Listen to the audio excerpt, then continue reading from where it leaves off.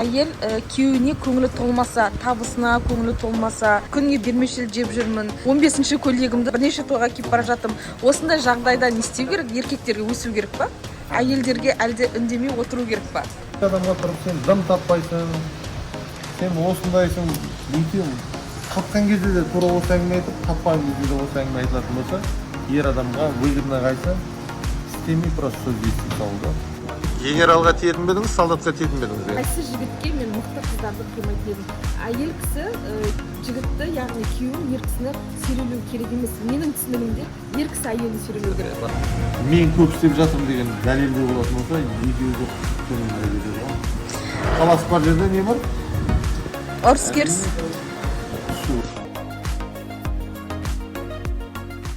Баршаңызға сәлем, мен Әсем Құралбекқызы. Кәсімеде YouTube арнасында жаңа форматтағы сұхбат. Қазір Бодрумдамыз. Шынымды айтсам, аяқ асты болған сұхбат.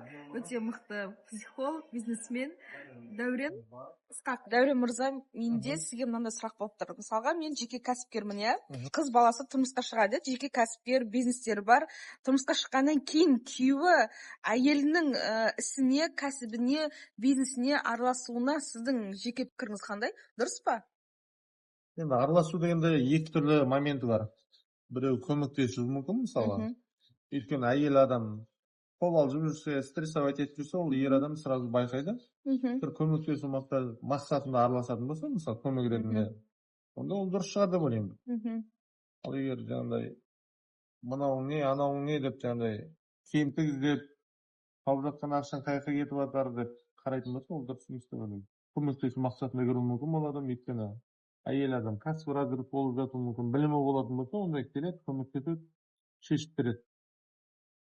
Ал білімі болмаса, ол сіздің ақшаңыз қайыққа кетіп жатқанын алу үшін, ол енді ер адамға исламда біз өзіміз, әйел адамның азығын, тапқан табысын жемеңдер деген. Бірақ әйел адам өзі от души беретін болса, онда алмаңдар деп айтпаған негізі. Негізі алмағаны абзалырақ еді өзіне. Мен мысалға бермейтін сияқтымын ғой. Тапқан табысымды. Өйткені өзіме жеткізуім керек, өйткені менің өзімнің қалауларым көп. Енді мынандай бір нәрсе айтайын, алушы болған сайын адам, оның дәрежесі үлкеймейді. Өте дұрыс. Беруші болған сайын, оның дәрежесі үлкейеді. Ер азаматтар беру керек. Жоқ, мен жағдайды, адам туралы айтып отырмын. Адам беруші болатын болса, оның дәрежесі всегда өседі.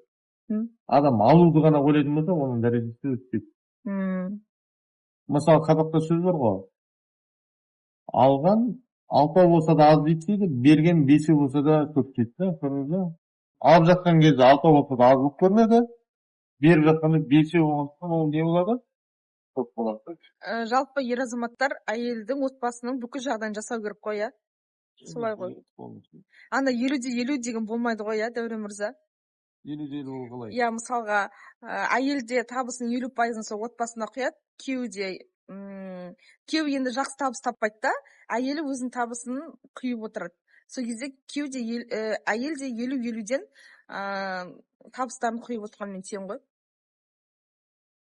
Мысалға, әйелі азық түлік алып келуі мүмкін, құмсулға төлеуі мүмкін, күйеуі мысалға квартираның ақшасын төлеуі мүмкін. Солайда бөлісу. Сіз бөлісу жағына қалай қарайсыз, сол дұрыс па? Енді бөлісу жағына келетін болсақ, негізі ер адам міндеті бар, әйел адам міндеті бар өмірде. Ер адам міндеті не? Ол әйел адамды тамақтандыру, киіндіру, және де оны баспанамен қамтамасыз етеді. Енді тамақтандыру деген кезде ол торт, пицца, суши емес, аш қалдырмау да. Киіндіру деген ол үсіп қалмайтындай киіндіру, анау Луи Виттон, Гуччи не емес, шуба емес, мұздақ қалмайтындай киіндіру. Одан баспана болу деген ол әйел адамды жататын жер болу керек, ол вилла, мынандай жер деген сөз емес, ол жататын жер болатын болса, тыныш үйіп қалатын жер болса, сол жерде. Бірақ бізде ер адамдар не істейді? Әйел адамдарын сыйлағандықтан оларды пиццаға апарады, неше түрлі ресторандарға апарады, неше түрлі тамақтар алып береді, неше түрлі шуба алып береді. От души істейді ғой. От души істесе мейлі ғой. Әйел адамда үйде отырғанда от души істейтін болса, әйел адам міндеті не? Бала туу және күйеуін қарсы алу. Күлімдеп қарсы алу. үй шаруашылығы, ыдыс жуу, кір Вот жуу, соны шаң әйел адам сүртүү. қараңыз, от души істейді. Көрдіңіз бе? Неге? Өйткені ер адам мына жағынан жаңағыдай шуб алып беріп жатыр, духи алып беріп жатыр, жаңағыдай неше түрлі ресторандарға апарып жатқаннан әйел адам шаң сүртіп, жаңағы нелерде егер екеуі де от души болатын болса, онда семья не болады? Негізі екеуінің мақсаты мынандай ғой. Мынау мына жақтан сырттан дүние тауып жатқан кезде не үшін тауып жатады? Семьяның нәтижесін, дәрежесін көтеру, жаңағы отбасын көтеру. Мына кісі үй шаруашылығын істеп жатқанда не істейді? Бұл кісінің де мақсаты отбасыны көтеру. Бірақ бұл жерде моменттер болады қандай? Мен көп істеп жатырмын деген дәлелдеу болатын болса, екеуі төмен әрекет етеді ғой. Талас бар жерде не бар? Ұрыс керіс. Әйел күйеуіне көңілі толмаса, табысына көңілі толмаса, мен жақсы тамақтанғым келеді, бірақ мен күнге бермешел жеп жүрмін. Мен тойға мысалы әдем киініп барғым келеді, бірақ мен 15-ші көйлегімді бірнеше тойға киіп бара жатырмын. Осындай жағдайда не істеу керек? Еркектерге өсу керек па? Әйелдерге әлде үндемей отыру керек па? Керемет сұрақ қойдыңыз. Ер азамат пен әйел азамат заты жаңағындай күйеуім мақтаватыр деп жатады. Мен мысалы тура осы кезде сізге бір теріс сұрақ қойғым келіп отыр. Үйленгеннен кейін, мысалы, ер азаматыңызды 10 жылдан кейін қандай қылып көресіз? 10 жылдан кейін ба? Мықты кәсіпкер ретінде көремін. Киіп жатқанда қандай адамға тиесіз? Мықты кәсіпкерге тиесіз ба? Иә, енді 32 жасқа келіп енді 100 мың теңгелік айлығы бар адамға тиесін шығармын деген ойдамын. Мысалы, генералға тиетін бе едіңіз, солдатқа тиетін бе едіңіз деген сұраққа қалай жауап бересіз? Ой, екеуіне де тимейтін едім мен. Мысалы, жоқ. Мен просто статусты айтып отырмын. Жасым 18-де болғанда, ол кезде солдат дейсің, ал қазір уже 30-дан асқаннан кейін маған қызметтегі адамдар ұнайды. Жалпы успешный жігіттер маған ұнайды, андай мұрын болып, өзін епте алмай жүрген жігіттер ұнамайды. Өзін епте алмай жүрген андай маған бір әйел бүйтіп айтты да, мен киім базарына келгенде менің қайын інім бар, маған пысық қыз керек, яғни пысық қыз керек, сүйрелейтін дейді. Мен дедім, осы жерден сүрінді да ол кісі ше, маған айтады, сен қай қалада тұрсаң, сол қалада тұрады деп сөйтіп айтып жатыр да. Яғни ол еркек болса да, жаңа әйел өзінің қайын інісінің қандай екенін айтып тұр да, енді маған отыр десе отырады, тұр десе тұрады, яғни қыз сияқты ғой, енді қатын сияқты дейді да. Сен Шымкенттің сөзімен айтқанда сондай екен, мен ойланып қалдым да. Дедім ғой, бізде қазір қалай болып бара жатыр жағдай дедім да. Пысық қыз іздейді, бірақ пысық қызға пысық жігіттер лайық қой. Әлсіз жігітке мен мықты қыздарды қимайтын едім.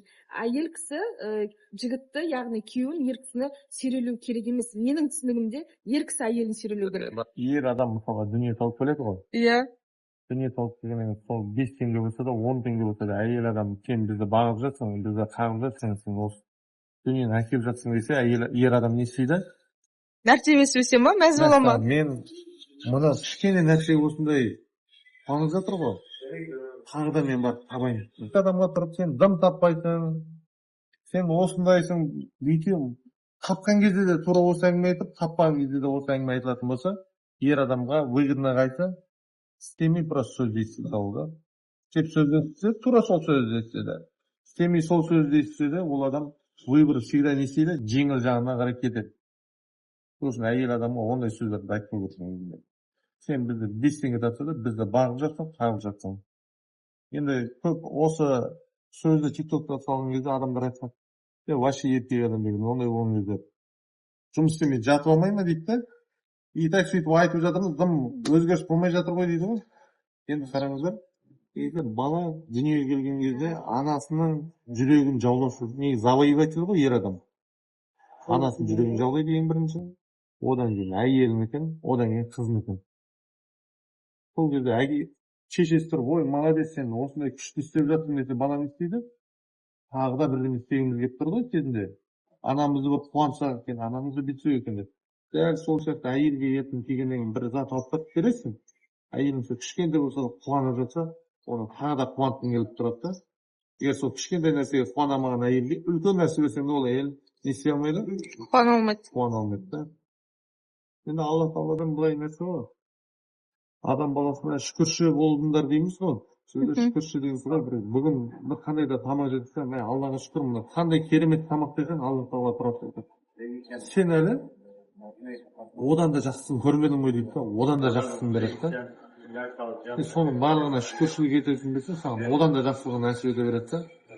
Ал мә мына жоқ дей берсең, сен әлі жоқшылықты көрмедің ғой дейді, одан да жоқшылықты береді сөз да. Мына күйеуім дым таппай жатыр десең, дым таппаған көрген жоқсың ғой, сен одан да зорын көр дейді да, одан да қиын қыла бастайды да. Адам өзінің миында ғой жаңағы. Аз нәрсеге де қанағат қыла берген адам, ол үлкен нәрсеге де не істейді? Қанағат қыла алады. Аз нәрсеге қуанған адам үлкен нәрсеге де қуана алады. Ал кішкентай нәрсеге қуана алмаған адам ол үлкен нәрсеге де қуана алмайды. Сұрағыңызға жауап бере алмын ба? Иә, күшті жауап бердіңіз Енді ғой. не істеу керек? Осы күннен бастап әйел адам заты. Ренжу керек пе ер адамға, или әр кішкентай болса да нәрсеге қуана білу керек пе? Мысалы, енді расын, бана сіз айтып отырсыз ғой, еркек адамдар әлсіз болып кетті.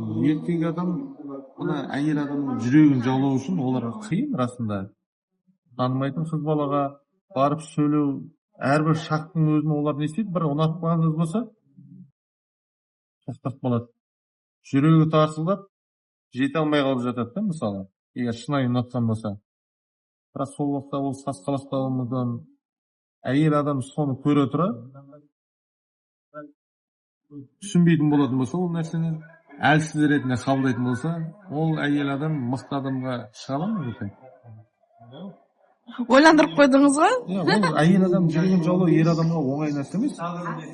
Ол адам қобал жайды, не айтамын, не сөйлесемін, бұл кісіге не оңай екен деп. Бірақ уақыт келгеннен кейін, отбасы болғаннан кейін, ол адамдар бір-біріне кері байланыстар, еркек адам толық раскрываться етеді, әйел адам толық раскрываться етеді. Енді ер мен әйел қарым-қатынасы деген бұл өте маңызды дүние ғой. Сондықтан да менің сұрақтарыма іркілмей тура жауап берген Дәурен мырза, сізге көп рахмет. Таңғы сұхбатымыз Дәурен мырзаның инсайттары супер ғой. Көріңіздер.